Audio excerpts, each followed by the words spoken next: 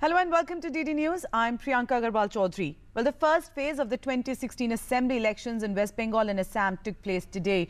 Now, security was tight in both states to ensure free and fair polling. Today, we take a look at the first phase in the two states and put into perspective the stakes for all the parties that are in the fray.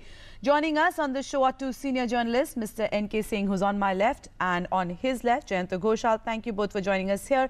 So let's talk about the first phase of elections, the high voter turnout that we've seen in both the states. How high are the stakes for all the parties that are involved? Mr. Singh, first I'll start with you, and first we'll begin with Assam. Priyanka, for BJP, it is a gateway for entry into a northeast, and it is the largest state. So if BJP can really form a government, it will give a message across the entire northeast that we are here and we have come to stay for good. So that is one purpose. And I think if you see psephologically, you will find that there is a sudden quantum jump from 15% to 44% in this particular area. You will be surprised to know in the 2014 election, BJP had excelled in total 69 seats, on total 69 seats in the state, out of which in this particular area where 65 seats are going to polls, 44 seats where the BJP was ahead of others. So that shows that BJP has a very strong presence in this area, and the national state average of BJP in 2014 was approximately 36.70%. And in this particular area, it was 44%. You can understand how important it is for BJP. Of course. So BJP has developed some kind of very strong public acceptability in this area. And mind you, there is no denying the fact that it is because of very palpable communal polarization. That is one. And it is not, I wouldn't say it is exactly communal polarization, but even local issues have basically been developed on the same theme. Okay. And this entire contribution, it is not only Prime Minister Modi's image. It is much more than that. It is the 20 years work of the RSS on the at the grassroots level. That has really changed this scene for BJP, and BJP has become acceptable there. Okay, Mr. Ghoshal, like what Mr. Singh is saying, is it really a make or break election when it comes to the BJP in Assam? And looking at the first phase, the kind of issues that took prominence today, how also the kind of strategy that the party had really employed in the state when we talk about a pre-poll alliance, like naming a chief ministerial candidate, how far have these gone? You see, point number one is that Assam is also BJP's non-base area. BJP's Hindi heartland is the base area, like UP, like Bihar, whatever result is there. The heartland is, Hindi heartland is the base area. So the northeast, east and south, these three regions actually non-base area. But among the 5 states where the election is taking place, Assam is the state where the prospect of BJP is highest. And BJP's strategy this time, after Bihar, they took a lot of lessons. And you see, this time, Assamese and non-Assamese, this politics is very sensitive in Assam. And Prime Minister, you just observe that he didn't say a single sentence against Tarun Gogoi as Chief Minister personally. And he said that I don't have anything personal against Tarun Gogoi because he's an old man, and because immediately if you say something personally, the opposition was ready to make it an issue like Bihari and Bahari, Assamese and non-Assamese, that you are a Gujarati Prime Minister and you are saying this. So not playing into the hands of the opposition. This time the opposition could not do that politics, number one. Number two, what Mr. Singh said it very correctly, I agree with it actually, that the politics of polarization is very important because the issue of infiltration, now the new generation also realizing that nobody didn't try to resolve it, because I remember when Bajpayee Advaniji's time, Advani was the Home Minister, the Lieutenant Governor was the Governor of Assam, and he submitted a report that the major demographic changes are taking place in Assam. And that's what the vision document of the BJP is talking about. Till today, no political parties, and Tarun Gogoi he did hat-trick. So already there is a strong anti-incumbency. And issue of development, if you see that only the politics of polarization and there is no issue of development, I don't agree, because Narendra Modi visited Northeast several times, and you see he said that slogan Bikas, Bikas, Bikas in Guwahati first time. Afterwards he said again and again, but the first time he said it in Guwahati. And for the Northeast development, to connectivity with all the Northeast states and Guwahati, 7 sisters, 1 brother. So 8 states, and the internal connectivity was poor, the per capita income is lower than the national per capita. So all the issues, I mean the development, one side Modi's development, other side that BJP's slogan of infiltration and the politics of polarization, and the very interesting coalition like the Bodoland and the AGPs. So these are the very interesting politics this time BJP has done, and without any hype. That hum jeetenge, that they did in Bihar. Patna, that they did in Patna. You know, but very interestingly, now we were talking about the campaigning and the kind of campaigning we saw. Mr. Singh, do you think the focus is now shifting to the work of the local cadres as well? That becomes important. I mean, issues like development always remain. But when we talk about that immigration issue, now the BJP's vision document this time talks about working closely with the central government to seal that Indo-Bangladesh border in Assam. Those are the kind of issues also that generated and brought out this huge voter turnout in the state. Yeah, voter turnout has given a very palpable message. There is a message behind this. I mean, the total vote percentage is very high. So we can say that there is a very clear message that somewhere down the line, people are accepting that center and state should be in unison, should be on the same page. Because the kind of migration has taken place all these decades, and to the chagrin of the local people. So they are now fed up with this kind of politics. Now that precisely is the reason why when I say consolidation on communal lines, it's not exactly that kind of consolidation, but it is because all these decades there had been a deliberate attempt to ignore the fact that demographic changes have taken place, and to the advantage of one particular party. So therefore people are fed up with this kind of. Then second, development is one very, Jayanto has very correctly said, development is one major issue, and that has drilled into the mind of people that this 15 years, and there is a very clear cut voter fatigue, that same phase, and in that process Hemant Biswal's shifting from Congress to BJP, that has really changed the contours. So Hemant Biswal is a very strong contender for, he had been a very strong contender for chief ministership, and his popularity cannot be ignored. So that is another. Bodoland, AGP, and you know, in the first past the post system, if you are crossing the threshold point, even 2% votes will gain you in a formula of 2n square. So if 2% votes are there, it will convert into 8 seats. So that is how this small AGP, Bodoland, and then the first Biswal. phase also been crucial because the 2 star candidates, that's Tarun Gogoi and Sarbanan Sonowal, both in the Sonowal has a very positive image. His image is of a very honest person. So that precisely is the reason why BJP had to project a leader for the first time.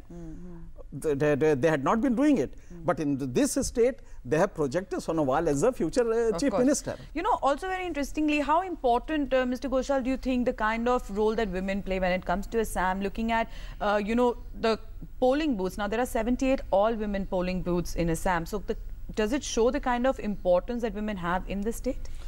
You see, the woman empowerment is now, it is a all India issue. I mean, it's an all Indian issue. In last Bihar election also, I observed the women voters, how, I mean, they were proactive. So Assam also the witness of that increase of the political consciousness of the woman, and actually it is connected. And assertiveness. Assertiveness. Yeah.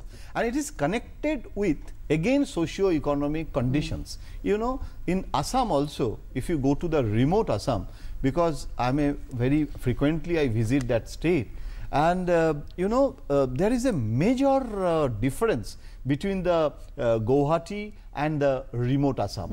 And one thing is very clear, what Mr. Singh also said, that the choice of chief ministerial candidate, usually in BJP, that parampara, that tradition is that you have to nominate a chief ministerial candidate. That is usually BJP's traditional practice. What is actually not like Congress, actually they don't follow that. Congress usually after election, the legislative party, they nominate. But this time BJP was very clear on the issue of leadership, because Mr. Modi made him the minister.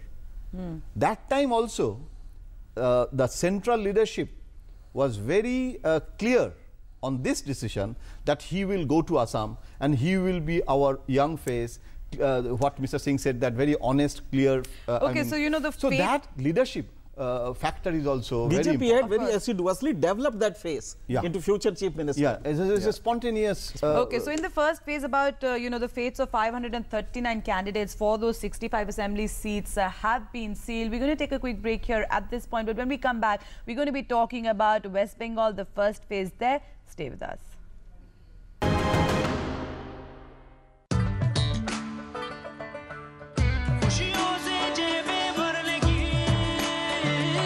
अब सिर्फ 31,000 रुपए में खुशियां घर लाइए। Bajaj city 100, खुशियों का jackpot. सांसद के मार्गदर्शन और ग्राम वासियों के सहयोग से हमारा गांव बने आदर्श गांव। हर जगह हो साफ सफाई, पक्की सड़कें और भरपूर हरियाली। घर घर हो बिजली, पानी और शौचालय जैसी जीवन की बुनियादी सुविधाएं। बच्चों के लिए उत्तम शिक्षा, हर किसी को हासिल हो बेहतर स्वास्थ्य सेवाएं। युवाओं के प्रशिक्षण के लिए हो कौशल्य वर्धन केंद्र। सांसद आदर्श ग्राम योजना, प्रयास सांसद का, विकास गांव का। अरे वाह, हार तो बड़ा सुंदर है तुम्हारा। आर्टिफिशियल है क्या? आर्टिफिशियल? असली सोने का है। ढेरों डिजाइन्स में से चूज किया है मैंने। फिर तो BIS हॉलमार्क का निशान भी जरूर होगा। सिर्फ डिजाइन्स और चमक से नहीं, असली सोने का भरोसा होता है हॉलमार्क का निशान, क्योंकि सोना सिर्फ आभूषण नहीं है, ये है जिंदगी भर की पूंजी। जागो ग्राहक जागो।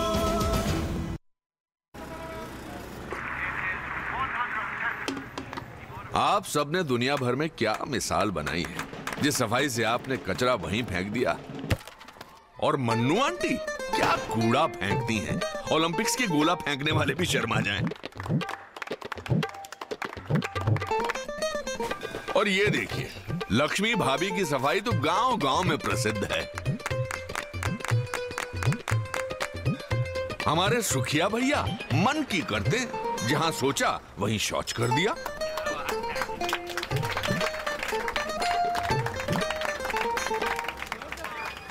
ये देश जो आप ही का घर है, उसे क्यों गंदा करते हैं? थोड़ी शर्म कर लो, सोच स्वच्छ कर लो।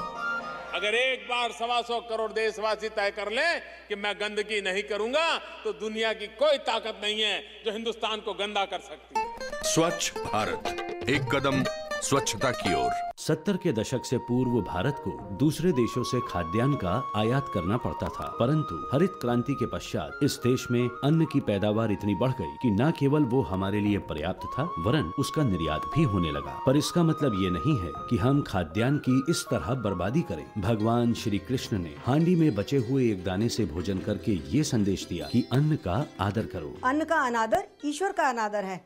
अन्न का सम्मान हो, ये हमारी संस्कृति है। अब तो अपने गांव में संपर्क सड़क के किनारे वृक्षारोपण का काम बड़ी तेजी से चल रहा है। हाँ, मगर देखो, सड़क के दोनों तरफ छायादार पेड़ होने से हरियाली बढ़ती है, साथ ही सड़क के किनारों पर टूट फूट भी नहीं होती। पेड़ की जड़ें मिट्टी को मजबूती से पकड़ जो लेती हैं। सड़क किनारे पेड़ों से किनारों पर मजबूती है, हरियाली संग लाई है प्रधानमंत्री ग्राम सड़क। गांव का विकास प्रधानमंत्री ग्राम सड़क योजना के साथ।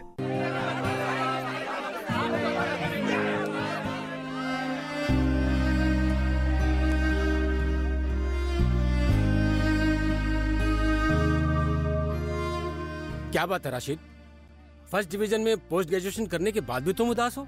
लेकिन सर वो सोच रहे होगे कि खर्चा कहाँ से आएगा? हाँ, चिंता मत करो, अब जिंदगी की दौड़ में तुम जैसे स्टूडेंट्स को पीछे मुड़कर देखने की कोई जरूरत नहीं होगी, क्योंकि अब तुम्हारे साथ है Maulana Azad national fellowship. Fellowship हमारे लिए सर? हाँ, तुम्हारे लिए और अल्पसंख्यक समुदाय के उन स्टूडेंट्स के लिए जिनकी सालाना पारिवारिक आय 2.5 लाख रुपए से कम है और जिन्होंने किसी भी सरकारी विश्वविद्यालय से जूनियर रिसर्च फेलोशिप या एमफिल के लिए आवेदन दिया है।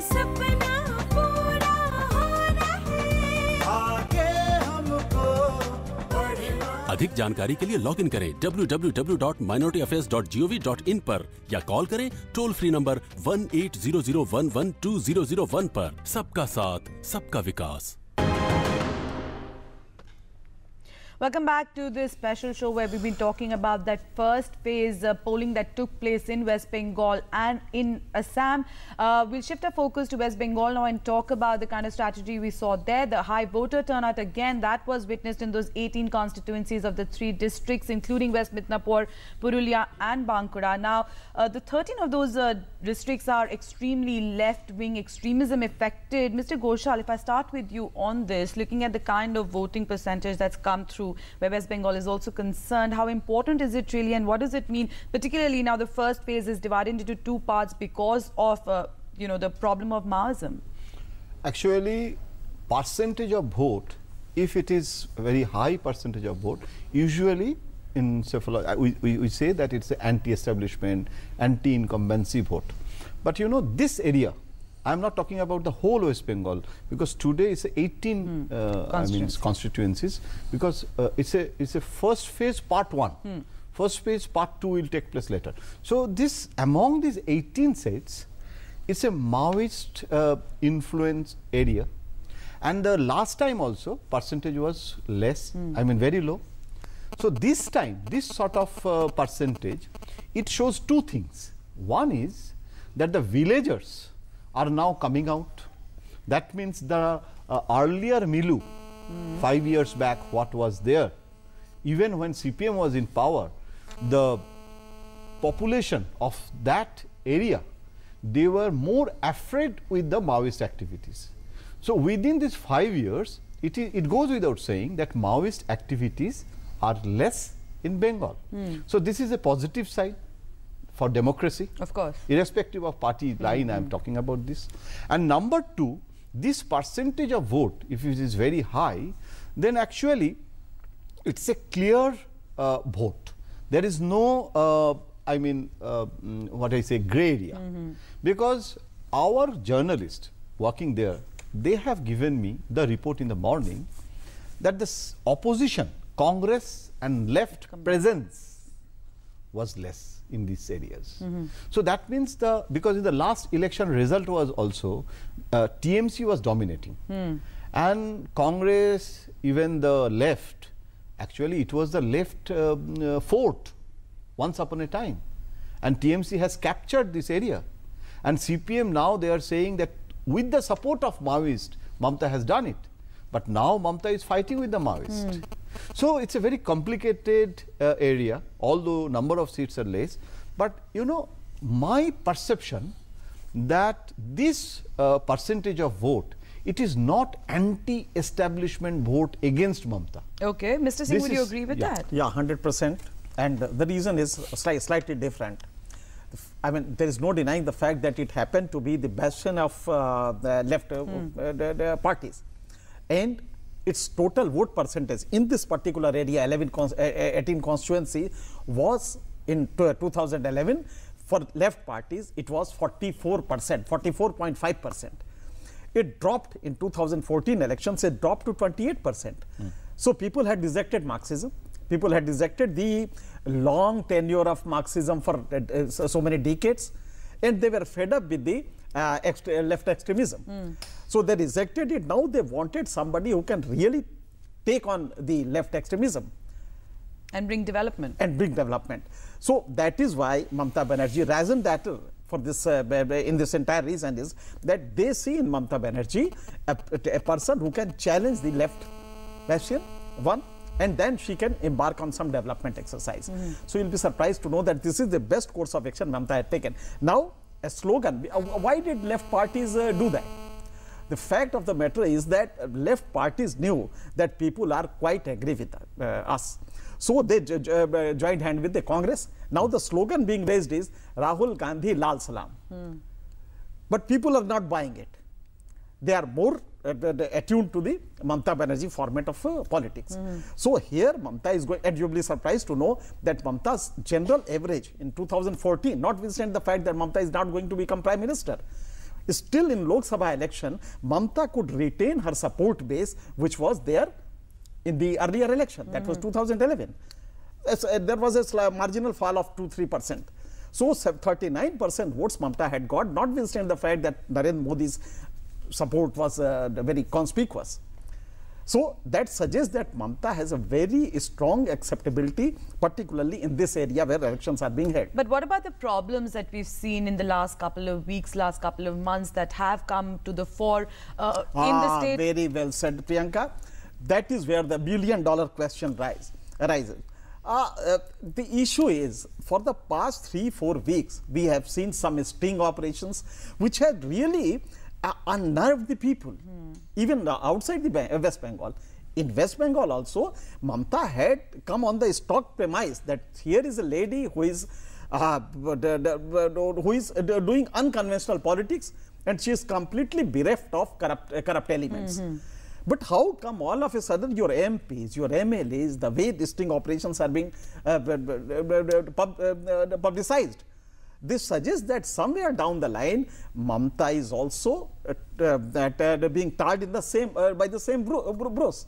That being the situation, there will be some kind of rethinking in the masses that no, even Mamata is of the same stock. Left, they are battered by left 3-decade rule. So now they start thinking that no, Mamata is also, I mean, from the same block, say chief of the same block. So that is where the slight deviation will take place. But then what is the option? Is that BJP?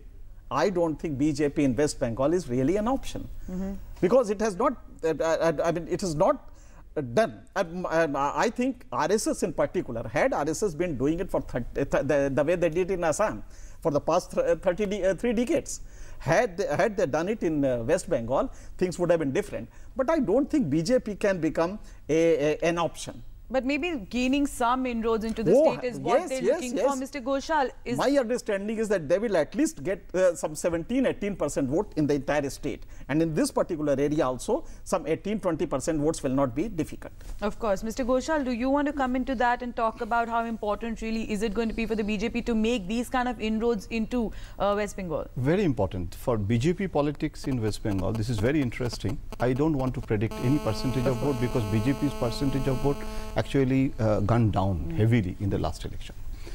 What I want to say that BJP's growth in Bengal is a very, I mean, deplorable. But the problem is that BJP is also very aggressive against Mamata now in Bengal, the state BJP.